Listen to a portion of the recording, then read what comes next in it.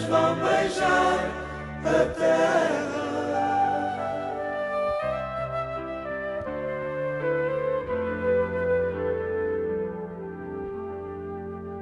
Se no falar trago a dolência das ondas, o olhar é a doçura das lagoas, é que trago a ternura das hortênsias, no coração a ardência das caldeiras. Por isso é que eu sou das ilhas de bruma, onde as gaivotas vão beijar a terra. Por isso é que eu sou das ilhas de bruma, onde as gaivotas vão beijar a terra.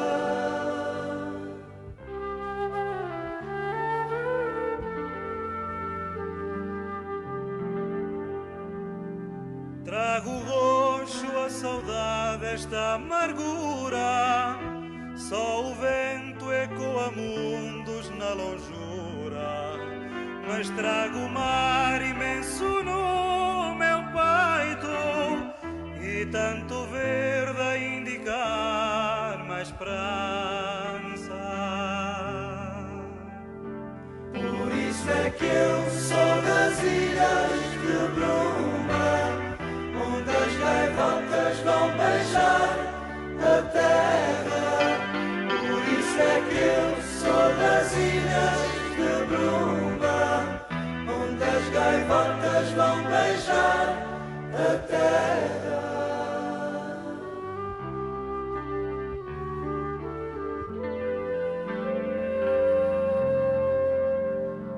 É que nas veias corre-me basalto negro, no coração a ardência das caldeiras. O mar imenso me enche a alma, tenho verde, tanto verde, a indicar-me a esperança. Por isso é que eu sou das ilhas de bruma, onde as gaivotas vão beijar a terra. Por isso é que eu sou das ilhas de bruma, onde as gaivotas vão beijar a terra.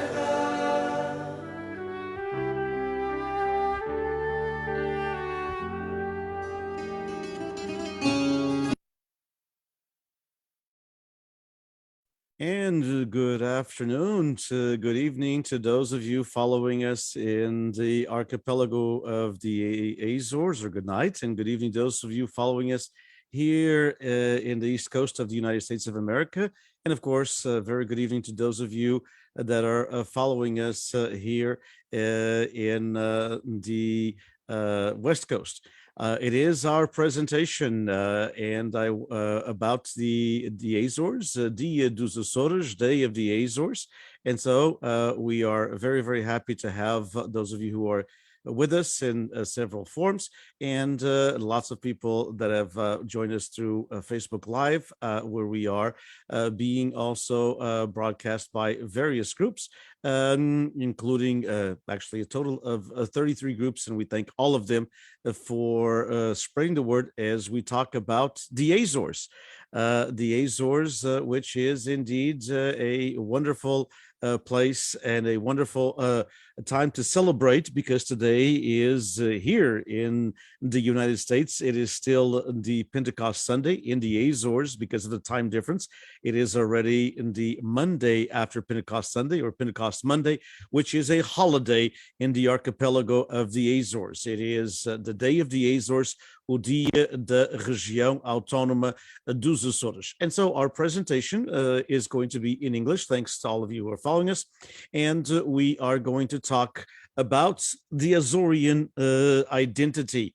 talk about the Azorean identity, basically from an aspect of reading, of the aspect of books.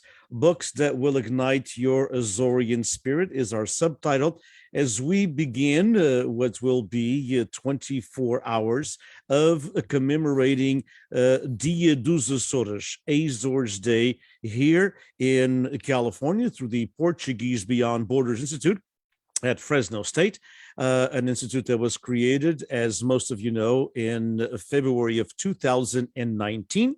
And of course, we've been in effect for the last 3 years, a little over 3 years. 2 of those 3 in the pandemic, but we have changed immensely, and we have brought lots of different events through this technology that we're using right now, through a Zoom webinar, and of course through Facebook Live, and then all of these events that we put forth by the Portuguese Beyond Borders Institute from Fresno State have the collaboration and the sponsorship of FLAD, the Luso-American Development Foundation in Lisbon, Portugal, who we thank. And of course, these are also archived through our Fresno State YouTube channel, Fresno State PBBI, that is. So when you go to YouTube, you can just type in Fresno State PBBI at YouTube, and you'll be able to see literally now the hundreds and hundreds of hours that we have put forth about the Portuguese American experience, oral history, presentations, debates, different conferences that we have either sponsored or co-sponsored, including the last 2 Luso American Education Foundation conference. But we are commemorating the Azores through books, through literature, and so we will take a few minutes to give you a list of books that, if you are interested, if you are of Azorean background and you want to learn more about the Azores, about what it's like to be an Azorean, especially if you were born here and your grandparents or even your parents, but they may have come at a very young age, or were your grandparents or your great-grandparents, or in some cases, your great-great-grandparents that immigrated. And so, of course, through time and the distance, also, not just in time, but also in geography, we are a long way from the Azores. A direct flight from Oakland is about 9 hours. So it is a long ways from California, a long ways from all of those friends who live in other western states of the United States. And of course, even longer for our friends who follow us in the archipelago of Hawaii. And so, and even if you are on the East Coast of the United States, it is a ways. It's still a 4.5-hour flight, and it's not something that most people do on a monthly basis or even a yearly basis. Although some families do go back on a yearly basis, but lots of folks wait to go back, even the East Coast, maybe every 3 or 4 years, and here in California the same, 3 or 4 or 5 or 6 years. And some have never gone back, and some don't want to go back but would like to learn more about what it's like to be an Azorean. So this first book that I highly recommend is by Vittorino Nemes. Vittorino Nemes is of the 20th century, the Azorean writer that is mostly known. And the book in Portuguese is called Ao Tempo no Canal, and translated to English to the title Stormy Isles. And it was edited and translated by Professor Francisco Cota Fagundes, who is now Professor Emeritus of Portuguese in the Department of Languages, Literatures, and Cultures at the University of Massachusetts in Amherst. It's an excellent book. So Stormy Isles was originally published in Portuguese in 1944, and it's set in the Azores between 1917 and 1919. It focuses on the vivacious and sharp Margarida, is the key protagonist, who at 20 years of age is a model of feminist aspirations and the paragon of her generation. A member of the elite class, she forgoes some of the entitlements of her class and struggles with the morals of that particular class in society in which her life unfolds. Narrated in realist and poetic language, as a series of interconnected tales with a larger tale. Stormy Isles provides a vivid portrait of the Azores in the early part of the 20th century. As I said in the beginning, basically it portrays the Azores of the first 20 to 25 years of the 20th century. And so Vittorino Nemes, again, this is part, it was just launched not too long ago by the Center of Portuguese Studies and Culture, Tegas Press, University of Massachusetts, Dartmouth, in collaboration with Brown University. It's a collection called Belis Azorica, and the book is easily available wherever you buy your books. You can get it also through Tegas Press if you Google that, and you can also get it through, of course, Amazon and some of the other online services as well. It's a book that I would highly recommend. Vittorino Nemes, you live between the years of 1901 and 1978. A novelist, a short story writer, a poet, intellectual, journalist, radio and television personality, known as a conversationalist. He is considered one of the most significant Portuguese writers of the 20th century, and certainly our premier writer of the 20th century from the archipelago of the Azores. And we're forever grateful to Professor Francisco Cota Fagundes for his translation, because it's masterfully done, masterfully done. I've read Mau Tempo no Canal in Portuguese at least 2 times. I think I've read bits and pieces other times. And I've read Stormy Isles twice in English, and I've enjoyed tremendously the English translation. It captures everything. It goes even further. It captures the imagination of an English someone who reads in English. So it is a highly an important book of the Azorean idiosyncrasy. If one wants to understand the Azores, especially of the early part of the 20th century, here is the book to read. It's not a very large book. It's not an easy book to read. Vittorino Nemes does a wonderful job with some of the language. And of course, the translation was, as I said, masterfully done by Professor Francisco Cota Fagundes. That's our first recommendation, to ignite your Azorean spirit, Stormy Isles by Vittorino Nemes. Another book, and this one is a little bit about the Azores, or quite a bit about the Azores, but also has a little bit about immigration. And there's lots of books about immigration. And so we had to be very careful when we looked at this and chose these books to have this wonderful presentation as we commemorate the Dia dos Açores, the Day of the Azores here in California, throughout the U.S., and those friends of ours who are also following us in Canada. Thank you so much for following us, especially in British Columbia.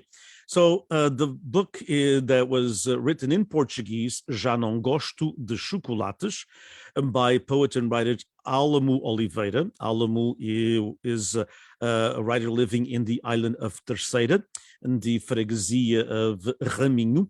He is considered one of the contemporary most known writers in the Azores today, and has been like that for the last 30 years or so. He's been writing actually for probably very close to 50 years, but his book, Já Não Gosto de Chocolates, was translated to English, and it's called, as you can see there, I No Longer Like Chocolates.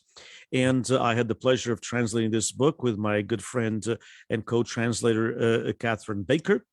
The book basically happens in California. It happens actually in Tulare, California, and but it goes back to the Azores. And so it's a book of immigration. And to me, it's one only understands the Azores by understanding also our diaspora, by understanding our immigration, by understanding those who had to leave the Azores, whether they left in the latter part of the 1800s and the early part of the 20th century, or whether they came over after the last wave of immigration, the exodus that happened after the Capelingos volcano, and then the Family Reunification Act here of 1965 in the United States. And so the book basically is about a family. As you can see, the picture there depicts the major protagonist, the patriarch, which is José Silva, Americanized his name to Joe, Sylvia, and there's a chapter about each one of his kids. He has 4 kids. There's a chapter about him and his wife, Maria de Fatima, who became Mary, and it talks about the assimilation process. There's a visit to the Azores. There's when they left the Azores, so the Azores is present in every single thing that they do. And I highly recommend it. It was a tough book to translate with my good friend, as I said, Catherine Baker, because Alamo uses lots of regionalisms that are a part of the Azorean landscape, and also a very, very poetic language. Alamo Oliveira, I no longer like chocolates. This is another shameless plug, but if you are looking for poetry, there's a book that I published through the University of California, Berkeley, and in association and with the help of my good friend, Professor Diolinda Adão. It's called On a Leaf of Blue, Bilingual Anthology of Azorean Contemporary Poetry. And I think there are still some copies available. You can get them through the Center of Portuguese Studies at UC Berkeley. And this anthology includes a couple of dozen, actually over 30 different writers, contemporary writers of the Azores. Again, it was published about 20 years ago almost. I believe it was at the end of 2023.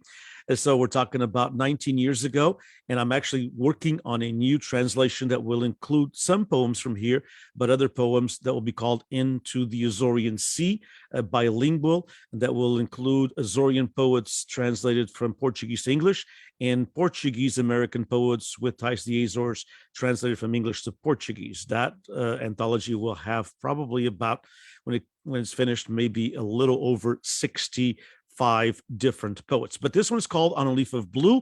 If you're interested, there are an amalgam of poets that are well known still in the Azores that are translated. If poetry is your way of connecting with the Azores, poetry, the Azoreans have excellent poets, and we try to have a sample of all the contemporary ones of that particular time.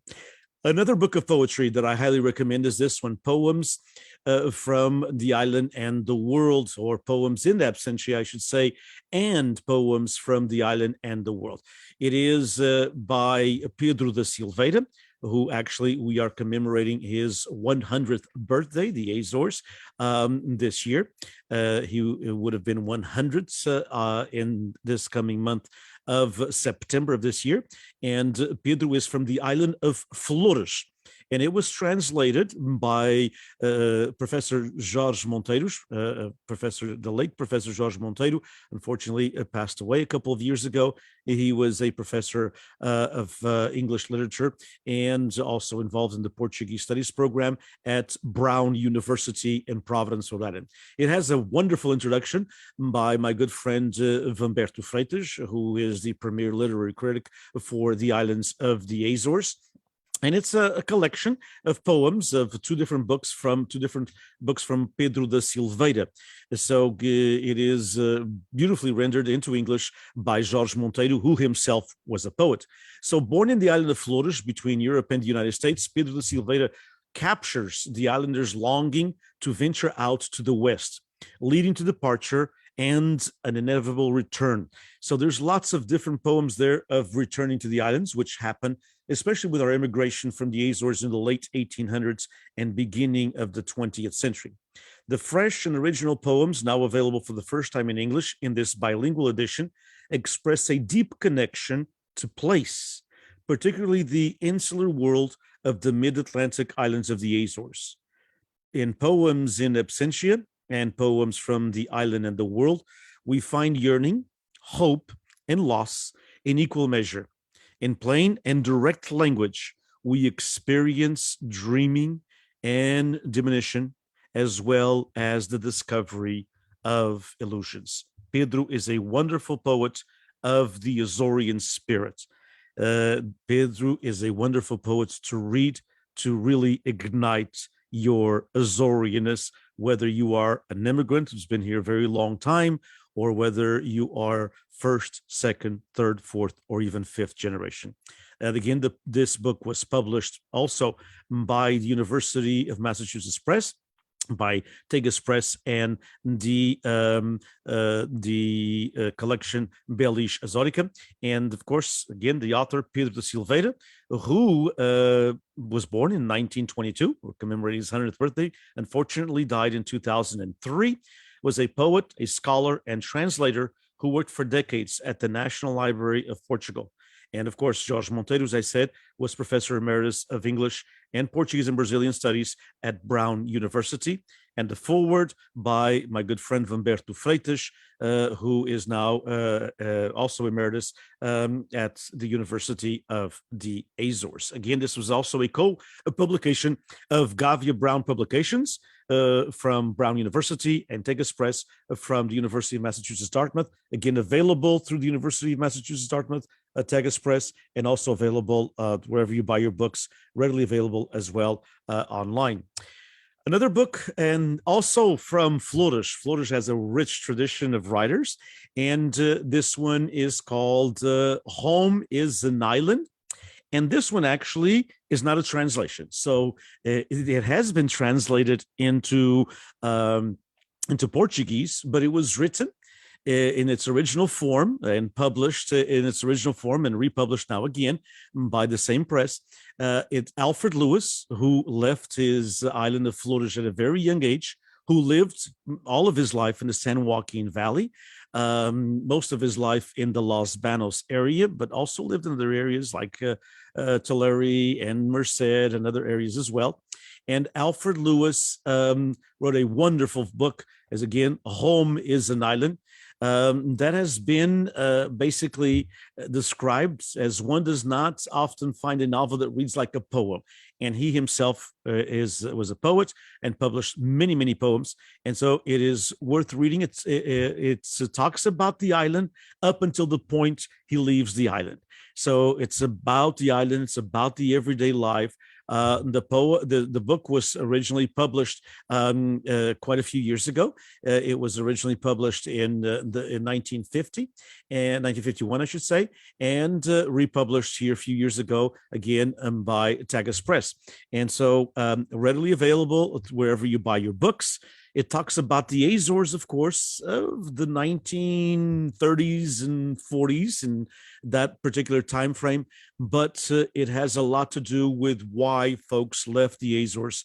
And again, this certainly will ignite also your Azoreanness, because this book also, as I said, it was originally written in English. So you're reading the original, you're not reading a translation. Home is an Island by Alfred Lewis. Smiling in the Darkness, one of my favorite books by Adelaide Freitas. Adelaide was a poet. Adelaide, unfortunately, left us a few years ago, died very young in the island of São Miguel. She was a university professor, full professor at the University of the Azores in literature. And she actually lived here in the United States, where she did some of her coursework. And she returned to the Azores. She wrote poetry. She has a couple of books of poetry published. She wrote lots of essays. She was certainly one of the top scholars, not just at the University of the Azores, but overall in all of Portugal. And she wrote a lovely book, a lovely novel, Sorriso por Dentro da Noite in Portuguese. Sorriso por Dentro da Noite, translated again by my good friend Catherine Baker and Emmanuel Mellow, who co-translated with her. Emmanuel lives in Toronto, Canada. And the English title is Smiling in the Darkness. It's a wonderful book about the Azores, about coming of age, about quite a bit. I shouldn't say just a little bit, quite a bit of immigration. It's a book about feminism, about women, about the role of women in the Azorean society. It's a wonderful read, very poetic language again. And again, congrats to Catherine Baker and Emmanuel Mellow for doing a great job on translating it. I read it originally in Portuguese. I read it a couple of times already and had the pleasure of reading it here about a year ago when it first came out, maybe a little bit longer now, in English. And both Kathy and Emmanuel are to be congratulated, I should say, for the translation. Smiling in the Darkness by Adelaide de Freitas, available through Tegas Press as well. Here is another translation, and it is considered also one of the Azores classic tales. It's written by Dias de Mello. Dias de Mello is from the beautiful island of Pico, and the name of the book is Dark Stones. As you can see by the cover, it talks about the whale that was part of the Azores and certainly a very important part of the island of Pico. It talks about the everyday life in the island of Pico. It's a wonderful, wonderful depiction of the Azores and in particular Pico Island. There's in this edition, this is a second edition. It was translated by Professor McNabb, and it had been published by Gavia Brown probably over 35 years ago. And now a new edition published in collaboration, Gavia Brown and Tegas Press, and the Belis Azorica collection as well. Dias de Mello, Dark Stones, with a introduction by Professor Maria João Dabman from Toronto, Canada. It's a wonderful book about the connection of the Azoreans with the sea. The connection that it happens in some islands more than others. We are surrounded by sea. All islands, of course, in the Azores are surrounded by the ocean. But some islands have a different connection to the Azores, to the sea around the Azores, and others have a different connection. So the connections are different from island to island. Today, they're much similar, but 40, 50, 60, 70 years ago, they were very different. And Dias de Mello is a masterful storyteller, a book that I highly recommend. Dias de Mello, Dark Stones. The other book that I would like to recommend is translated by Professor David Brookshaw, and it is not written by an Azorean.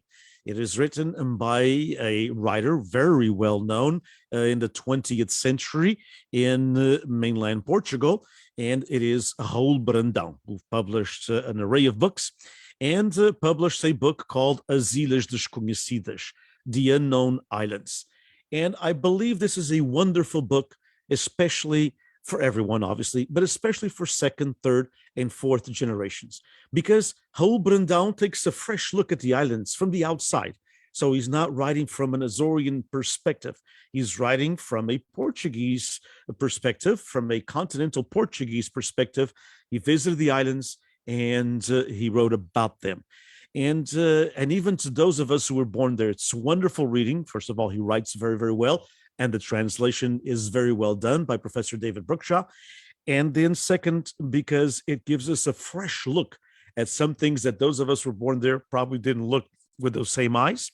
But if you were not born there, if you are of first generation born here in the United States, or second, third, or fourth, this is a wonderful book, because you're probably, if you go there, you're probably going to have some of the same takes that Raul Brandão had on the islands, although this was written quite a few decades ago, but it still is very relevant for today's world. Again, published by Tegas Press, again by that same wonderful collection, Belis Azorica, The Unknown Islands by Raul Brandão. If you like a history, here is a wonderful book that was written by Professor Susana Goulart Costa. Susana is a historian at the University of the Azores. The book is actually bilingual, so it is in Portuguese and in English. And so in English, as you can see there, Azores, 9 islands, 1 history.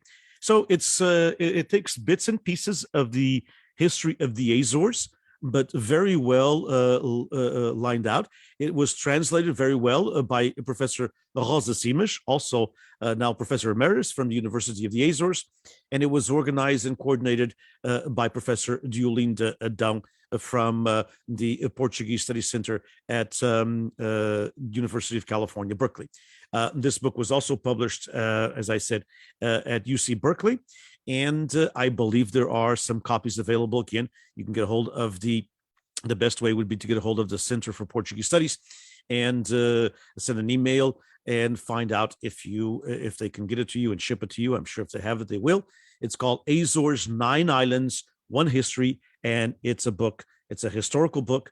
It's not a complete history. Of course, the islands have been in existence for thousands of years, but populated for over 500. And so it is, but it has a wonderful presentation about how the islands were populated, some of the economic factors that affected the different islands, a little bit about immigration, a little bit about the political status of the islands. And so you really get an overall view of the islands of the Azores. Again, written by Professor Susana Goulart Costa from the University of the Azores.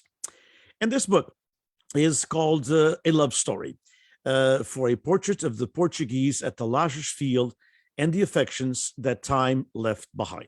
It was written by Joel Neto. Joel is a contemporary writer living in the island of Terceira in the Azores, and Joel is a wonderful writer. He published this book. This book is unique because the side that you're looking at is, of course, in English. And then the other side, if you flip it over, it is in Portuguese. I translated the book to English. It was a pleasure to translate Joel Neto. He writes very, very well. And this is a story of a particular part of the Azores. So it's a story about the Lajes field.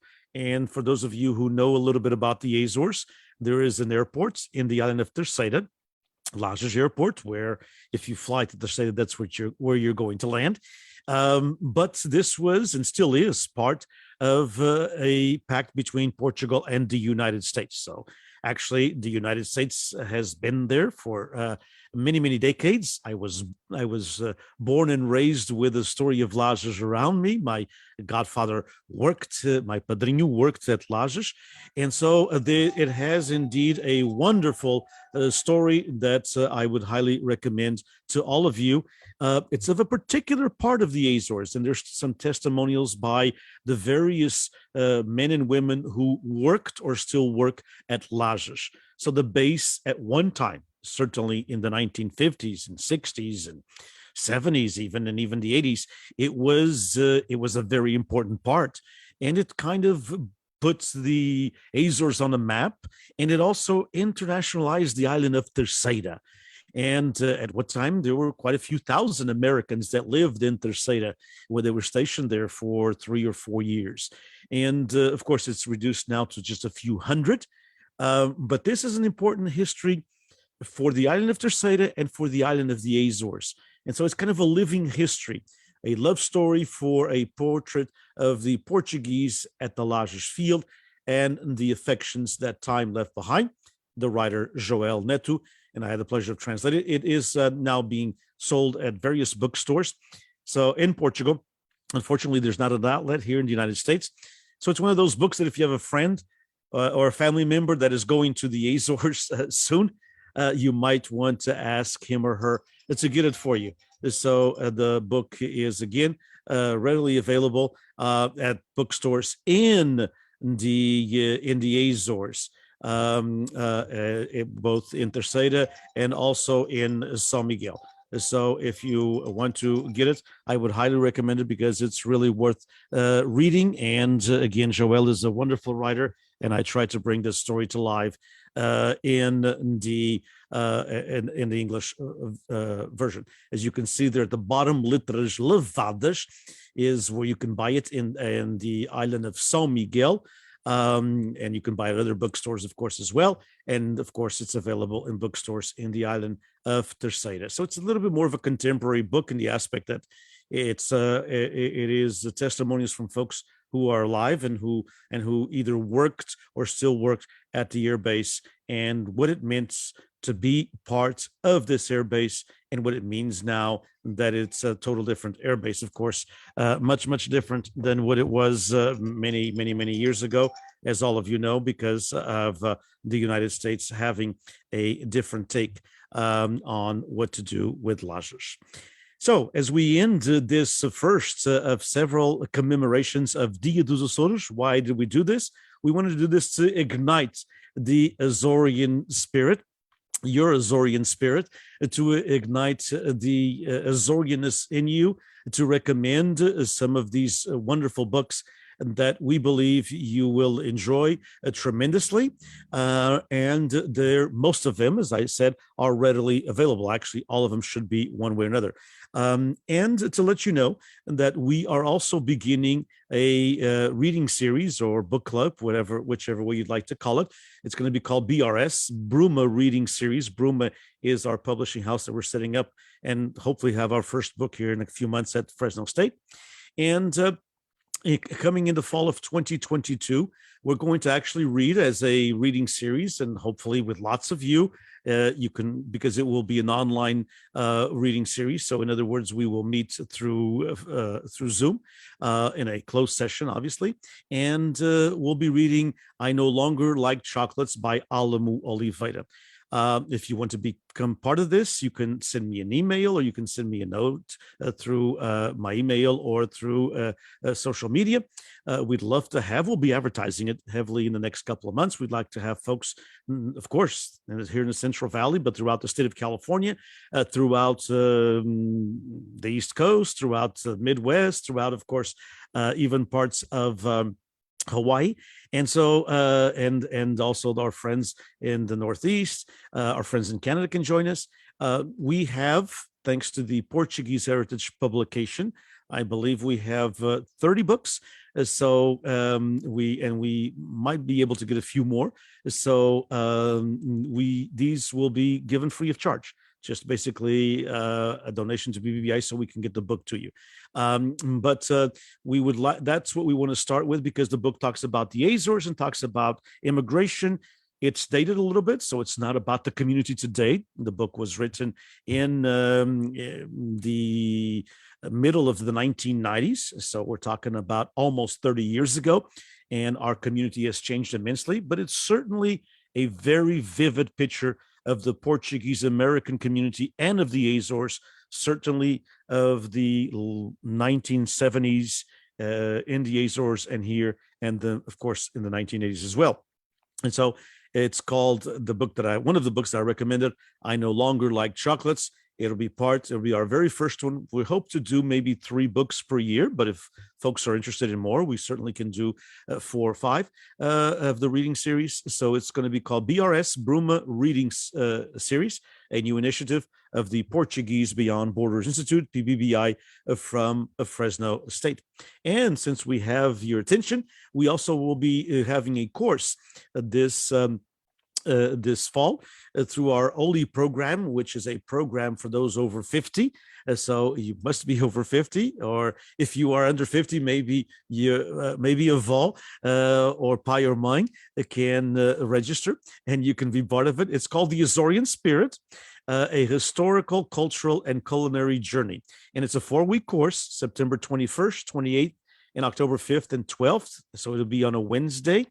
And we don't know the time yet, but more than likely late afternoon.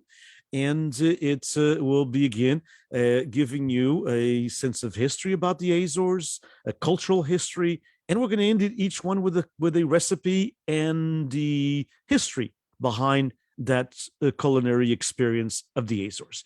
So it's called the Azorean Spirit, a historical, cultural, and a culinary journey. So as we commemorate O Dia dos Açores, the Day of the Azores, what a wonderful way. The books that we, of course, have just spent in the last 35 minutes or so recommending and announcing these 2 new projects. So coming in the fall of 2022, a Bruma reading series that will be dedicated to books from the Azores, and also of course, the Azorean Spirit, a historical, cultural, and a culinary journey. thank you all for joining us. This is the first of several different programs that we'll be having.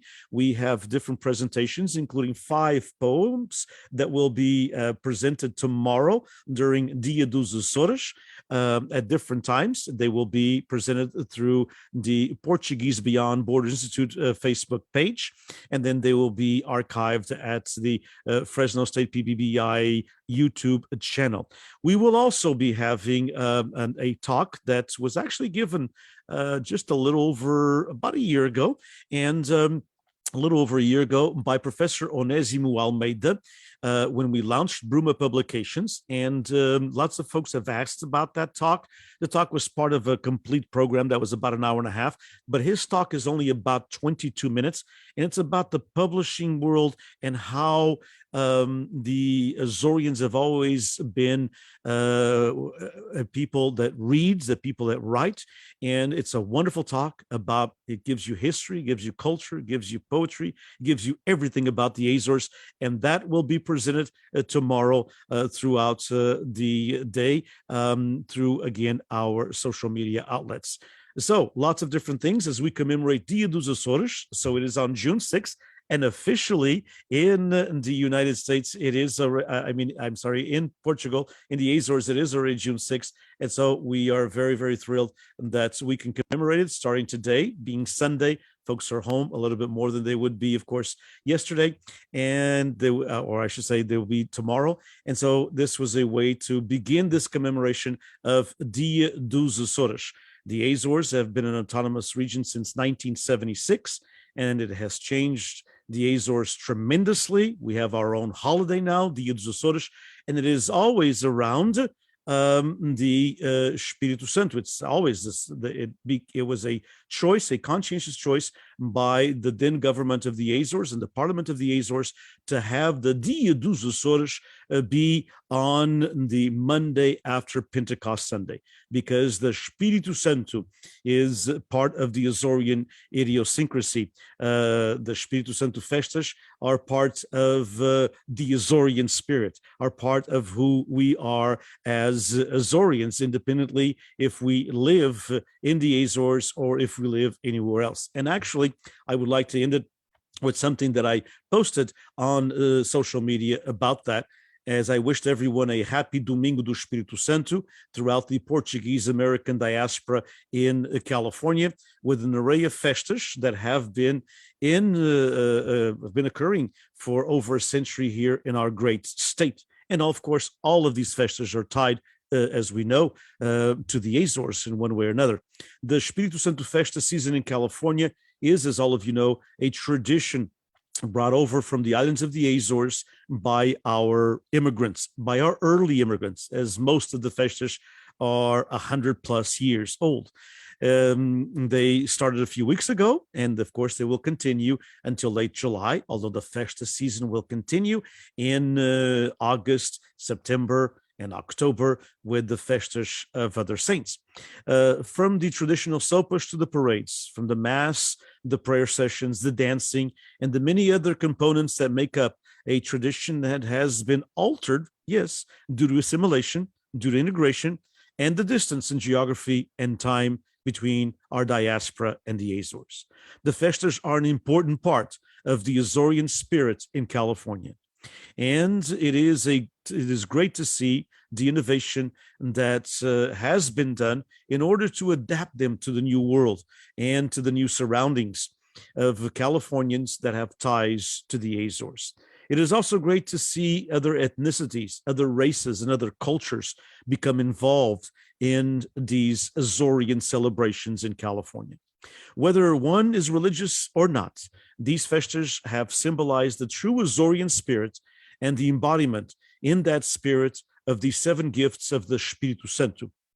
And as I said, and I do mean this from all aspects, as someone who has been part of the community for the last 50 years, 53 years now, as I came over at the age of 10, and heavily involved for the last 40+ years. I believe in the diaspora, which is our communities throughout the state of California and beyond. we really need to continue the faithfulness to these gifts that are part of the Azorean idiosyncrasy in and outside of the Azores. The true spirit of Festers isn't about royalty. It isn't about hierarchies. It's about these 7 essential gifts. The gift of wisdom, which corresponds to the virtue of charity. The gift of understanding, that corresponds to the virtue of faith. The gift of counsel corresponds to the virtue of prudence. The gift of courage corresponds to the virtue of fortitude. The gift of knowledge corresponds to the virtue of hope. The gift of wonder and awe corresponds to the virtue of temperance. The Espírito Santo celebrations, in order to stay true to themselves and to these gifts, must stay true to the basics of a very horizontal festa where everyone is on equal par and not a vertical one at all. So, and I have posted also some of the altares, the altars of the Holy Spirit, one from each of the 9 islands of the Azores, as a way to commemorate Segunda-feira do Espírito Santo, which is the day of the Azores, already Monday there in the archipelago, and we started celebrating it here in California and throughout the United States a bit early. Again, thank you all for joining us. On behalf of the Portuguese Beyond Borders Institute, we hope that you will be part of what we'll be doing all day tomorrow with all the different readings and presentations, and we hope you have a wonderful Dia dos Açores, the day of the Azores, the day of the Azorean Spirit, a day that we in the Portuguese American community and we who have ties to the Azores, whether from parents, grandparents, great-grandparents, great-great-grandparents, or even great-great-great-grandparents, we should continue to commemorate. We don't do a good job on commemorating the Dia dos Açores, part of it because it's a new holiday. It's only been in effect since 1976, and at that time, most of our organizations had been around for many years, many of them for 60, 70, 80 years already. And so it is something that we probably could even incorporate with the Holy Ghost Festas that also happen at this time of the year. Again, happy Azores Day, happy reading, and hopefully you'll take me upon this challenge of having you read a few of those books that I recommended in order to ignite your Azorianness and to build up your Azorean spirit, which is very well and alive here throughout the state of California. Thank you.